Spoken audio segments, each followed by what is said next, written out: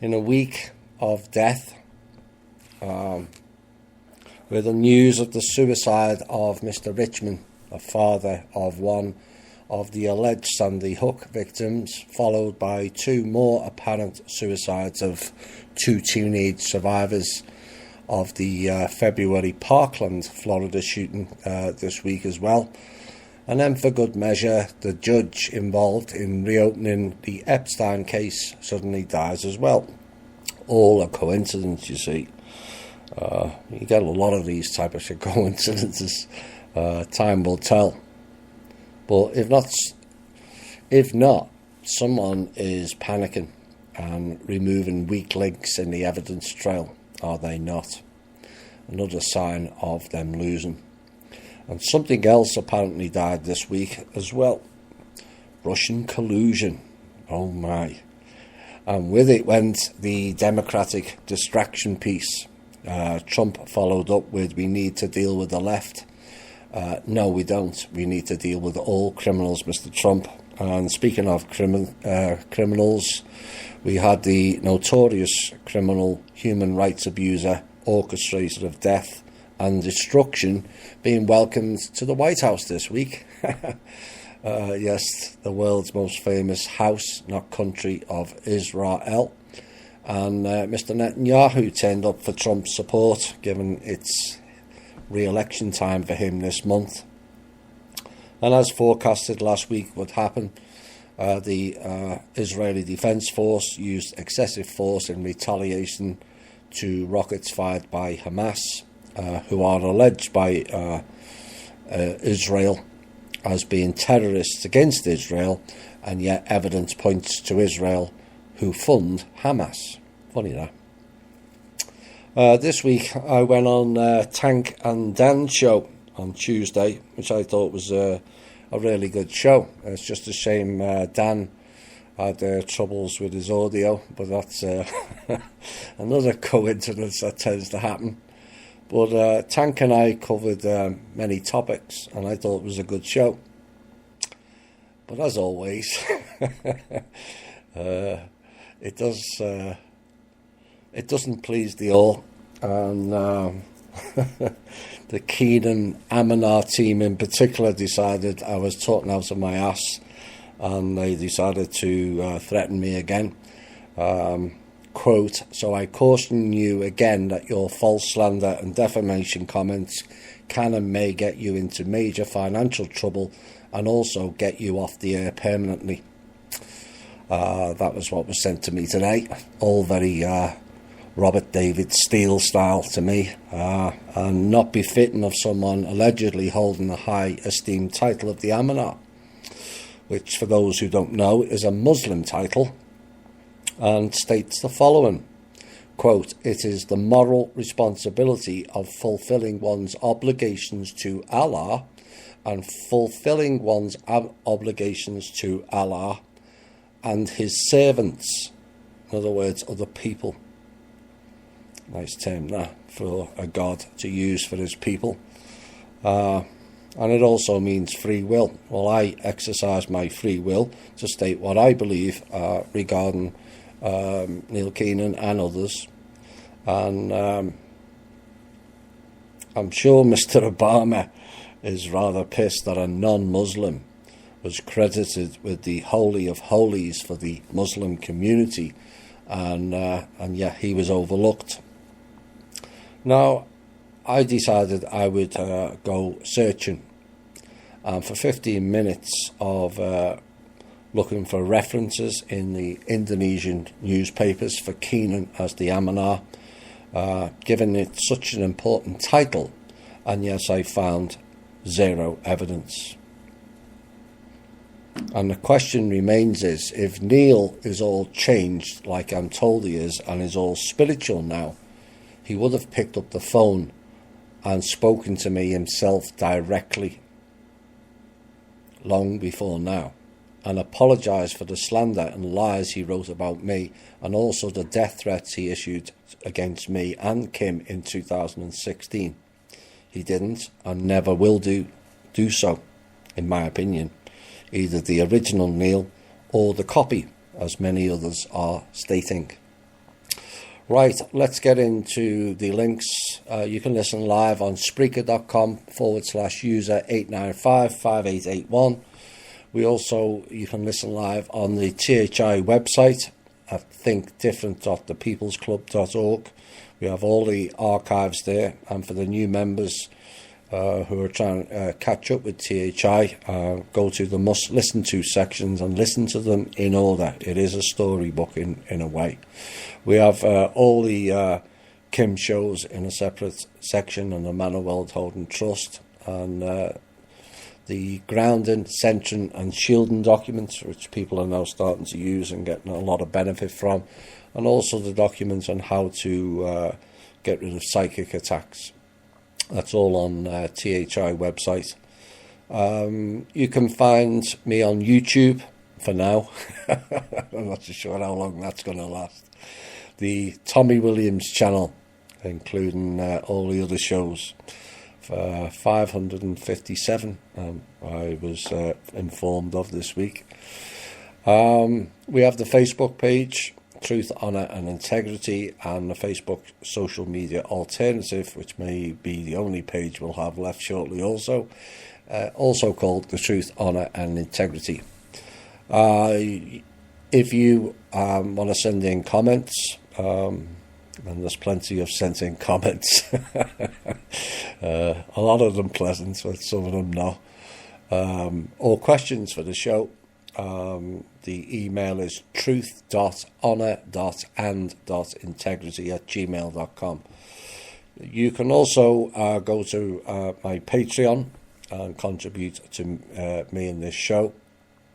In return, you get the transcript of all the shows going back 2.5 years, of all the intel and the op-ed pieces, and including I think I've put most of them, if not all, of the must listen to shows transcripts as well, and they're all on patreon.com/TommyW/memberships. Right, let's start off with a good news story. I like good news stories. There's far too much unpleasantness. A group in Detroit, Michigan, fairly downtrodden area, called the Agri-Hood, and they've created an area that feeds thousands of families in the area. Children and adults can also learn about sustainable agriculture when they take part in the food forest development. And perhaps one of the ways inspired activists will make this ambition a reality is to install more community gardens which can offer nutrient-dense food to local civilians, either free or less than the cost of the supermarkets, which we can then cut out. Now, if it all sounds too good to be true, then you'll need to look no further than what has developed in Michigan.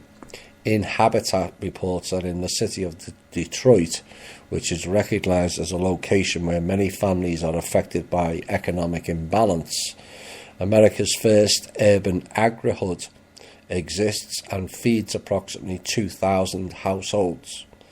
Now, the Michigan Urban Farming Initiative is responsible for implementing the 3-acre project, and 2 acres of the land is devoted to growing crops such as fruit and vegetables, and the remaining 1 acre allows for a fruit orchard with 200 trees.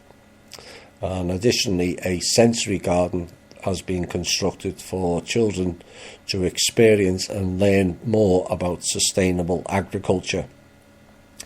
MUFI explains the project as an alternative neighbourhood growth model which centres around urban agriculture, and the co-founder and president of the non-profit, Tyson Gersh, explained in a statement, "Over the last 4 years we've grown from an urban garden that provides fresh produce for our residents to a diverse agricultural campus that has helped sustain the neighbourhood, attracted new residents, and also area investment."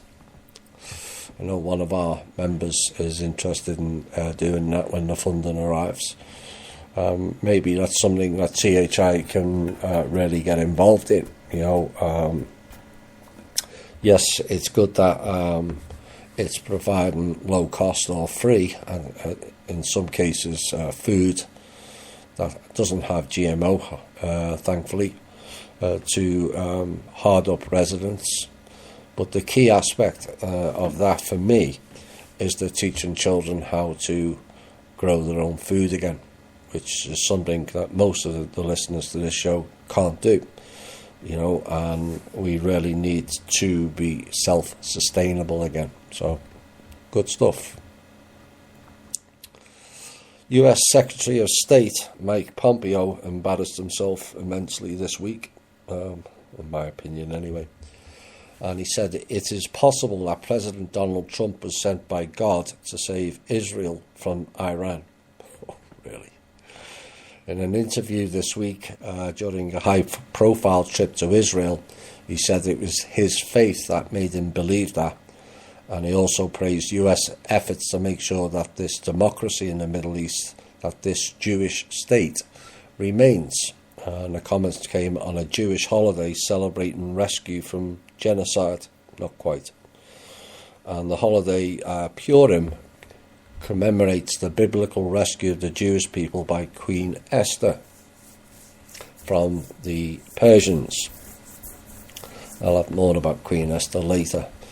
He asked if President Trump right now has been sort of raised for such a time as this, just like Queen Esther, to help save the Jewish people from an Iranian menace. And Mr. Pompeo said he believes that's possible.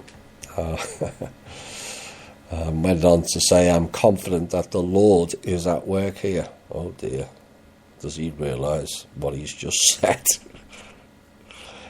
Oh, no. Next news item. I'm going to bite my tongue a lot tonight. You'll see why later. A military operations centre based in the Ministry of Defence, this is in the UK, will coordinate deployments of any troops required to help with a no-Brexit deal, which is coming up tomorrow, I believe. 29th, yeah. The UK government has confirmed, so there's no Brexit to talk about putting troops on the street. And Defence Secretary Gavin Williamson said that 3,500 troops will be on standby to assist any government departments with no-deal contingencies. Responding to reports, operations will be coordinated from a secure bunker in Whitehall. War footing? Oh my. Said the department is willing to support the wider government planning for any scenario, and we've committed to holding 3,500 troops at readiness to aid contingency plans, whatever that means. And we will consider any requests from other government departments if they feel defence capability could contribute to their no-deal planning. Now, with Theresa May's Brexit deal still not approved by the House of Commons, and it didn't get approved yesterday either, a no-deal exit, which is expected to cause significant disruption at ports, I'm not too sure why that is, remains a real prospect. Martial law, anyone?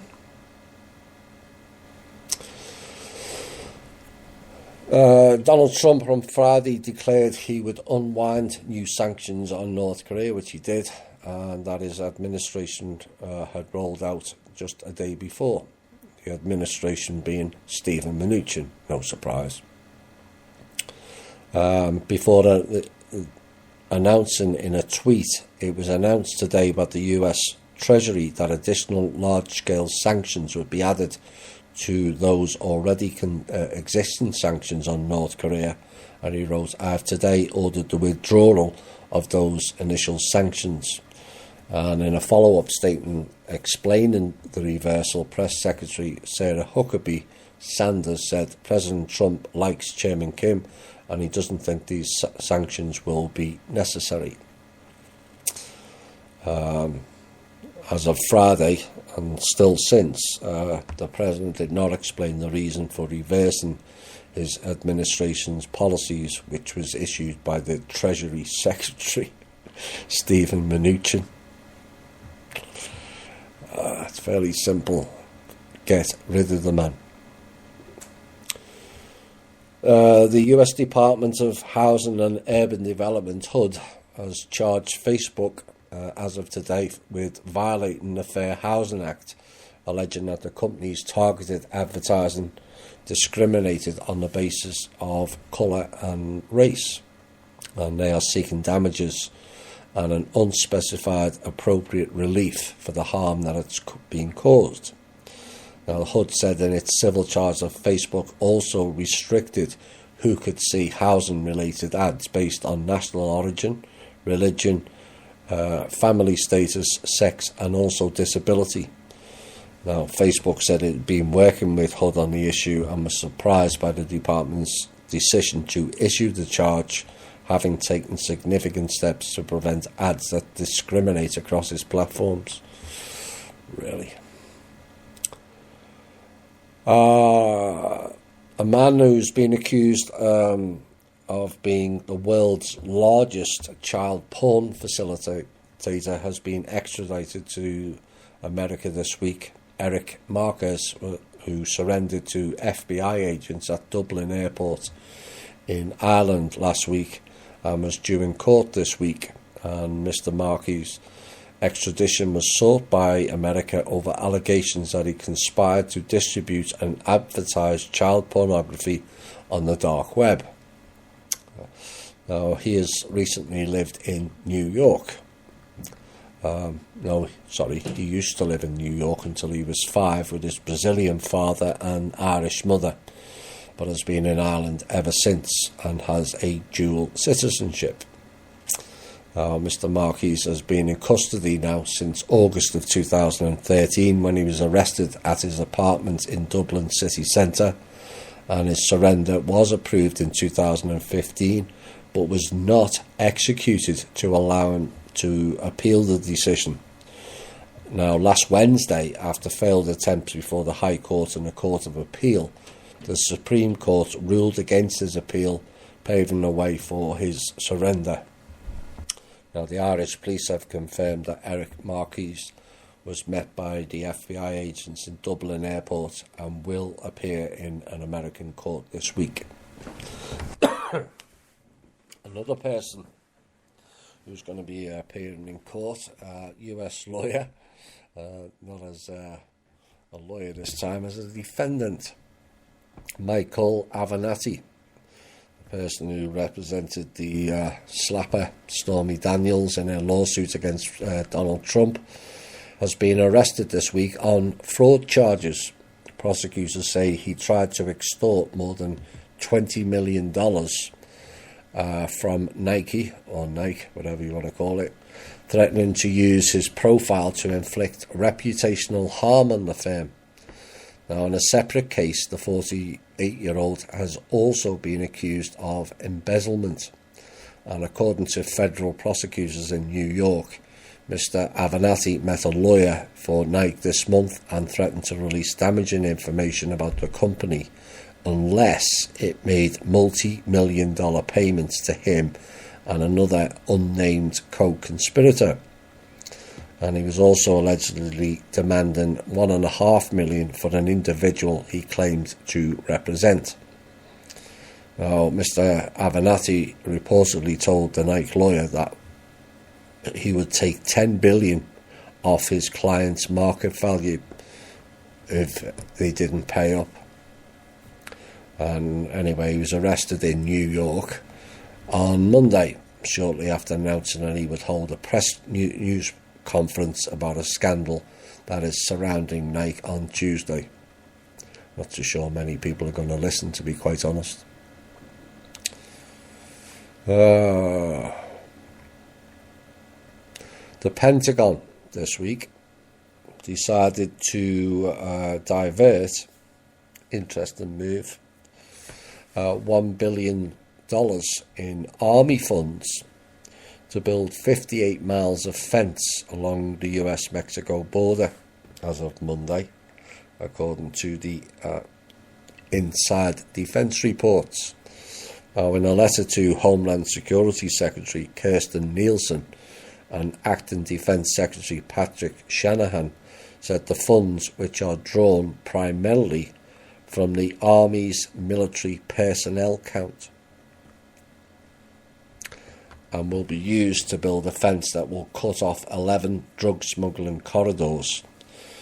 And they stated that they have decided to undertake Yuma Sector Projects 1 and 2 and El Paso Sector Project 1 by constructing 57 miles of 18-foot high pedestrian fencing, constructing and improving roads, and installing lighting as described in the February 25th request.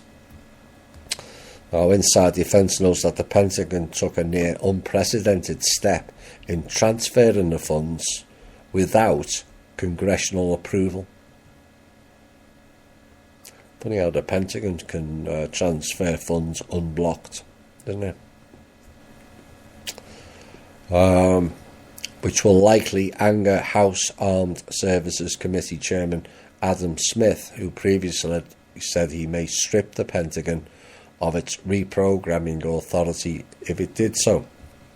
Shanahan will appear before the committee later this week.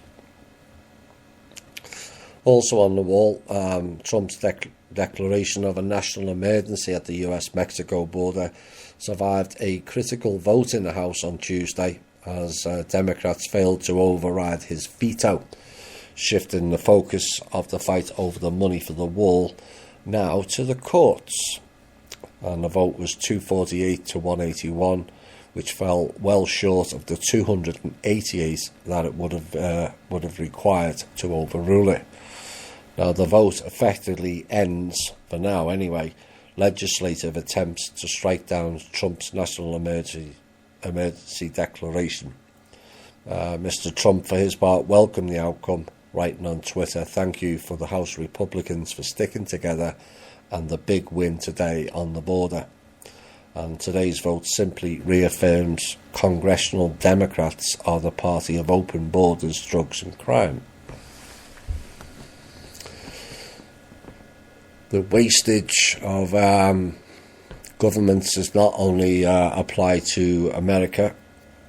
It was announced today, I think, or was it yesterday? The UK government has decided in its wisdom, despite passing austerity measures on its people, that they would spend $15.9 million, £12 million, on a luxury New York apartment for a single British diplomat to live in while he negotiates trade deals with the US. Unbelievable. And it will house the UK Trade Commissioner for North America and Consul General in New York, Anthony Phillipson, boasting panoramic views, the 7-bedroom flat, really, for one diplomat, occupies the entire 38th floor of 50 United Nations Plaza. And the Foreign Office said it had secured the best possible deal, really. $16 million is the best possible deal. And they went on to say the apartment will help promote the UK in the commercial capital of our largest export market for years to come. That 15 million could have been better spent on British people rather than penthouse flats. Prosecutors have dropped all charges this week against the US actor Jussie Smollett for allegedly staging a racist and homophobic attack. Now, the Empire star attended a court hearing in Chicago on Tuesday where a judge sealed the case. People wonder why indictments and arrests haven't taken place yet. Mr. Smollett, 36, pleaded not guilty this month to 16 counts of disorderly conduct for allegedly lying to the police, and the city's mayor denounced the prosecutor's decision to drop the charges as a whitewash of justice. Now, it remains unclear, may remain unclear to the mainstream media, but it doesn't remain unclear to us why prosecutors dropped the charges against Mr. Smollett, and Chicago Police Superintendent Eddie Johnson said even he was not briefed on the decision to drop the charges either. Mr. Smollett voluntarily agreed to give up his $10,000 bail money, his lawyer said, emphasising there had been no deal with state prosecutors. But Superintendent Johnson said in a news conference on Tuesday that he felt justice had not been served and the city is still owed an apology. If someone falsely accused me, I would never hide behind a brokered deal and secrecy, he told reporters. And at the end of the day, it was Mr. Smollett who committed this hoax, period. We'll have more on Mr. Smollett later. MSN's is another positive news item. MSNBC's Rachel Maddow,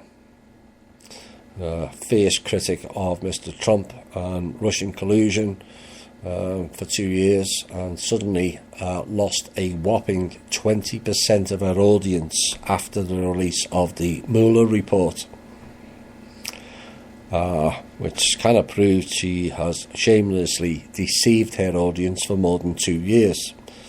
On Monday, March 18th, just before the Mueller report came out, 2.977 million people, just short of 3 million people, tuned in to Maddow's show, and following the report 3 days later, only 2.513 million, almost a loss of nearly 500,000 viewers. Lawrence O'Donnell, also off MSNBC, whose show immediately follows Maddow, who was also obsessed with deceiving his audience about communists and Russian collusion, took a similar hit. His dropped from 2.2 million to 1.845 million. Let's hope it drops even further. Final news item before we go into Q&A. Following our exposure of the Sacklers and their links to certain art galleries and other archaeological sites, the Tate Group of art galleries in the UK has decided to shun gifts from the Sackler family altogether. The Sackler family, which owns the US pharmaceutical firm linked to the opioid crisis. Now, it follows a decision by the National Portrait Gallery as well this week to not accept a $1 million donation from the Sacklers, who are behind the Purdue Pharmaceuticals. Purdue makes OxyContin, an addictive opioid painkiller that is alleged to have sparked an epidemic of addiction to prescription drugs and illegal opiates such as heroin. Hundreds of thousands of lives have so far been lost to opioid overdoses in the US. And the Tate on Thursday said in a statement, the Sackler family has given generously to the Tate in the past, as they have to a large number of UK arts institutions. But we do not intend to remove references to this historic philanthropy. However, in the present circumstances, we do not think it's right to seek or accept further donations from the Sacklers. Oops.